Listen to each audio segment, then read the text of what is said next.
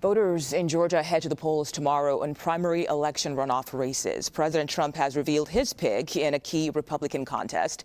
He announced on social media that he is endorsing GOP Congressman Mike Collins for Senate, saying in part, Collins is highly respected and has, quote, been with us from the very beginning. Now, in response to that, GOP rival Derek Dooley says he has great respect for President Trump, but that he's better positioned to defeat Democratic incumbent Senator Jon Ossoff in November.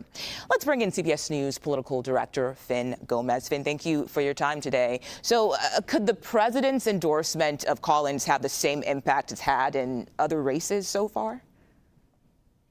Yes, Mugo, and we've seen his endorsement hold significant sway in these Republican primaries this year. But Collins' opponent, Dooley, has his own formidable backer. That's, of course, popular Republican Governor Brian Kemp, who has thrown his support and his formidable state political operation behind the former college football coach.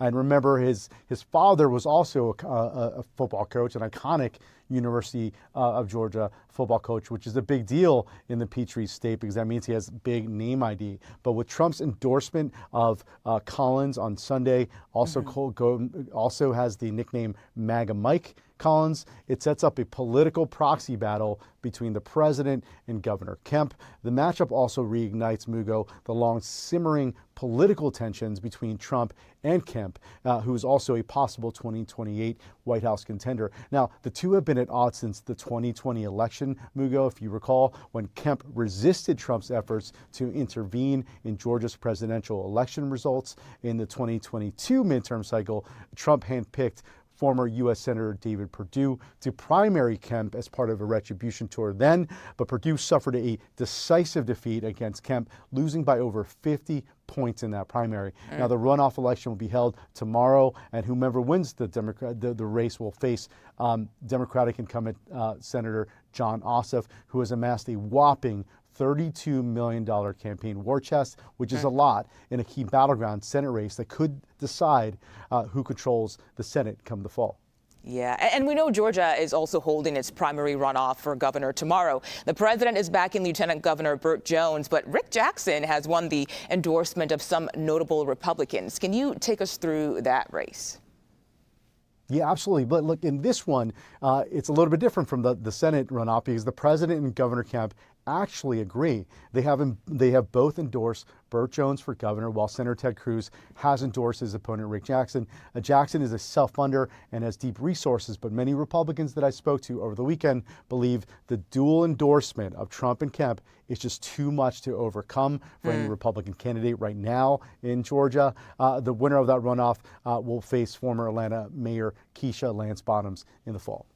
So, Finn, what other races are you watching tomorrow?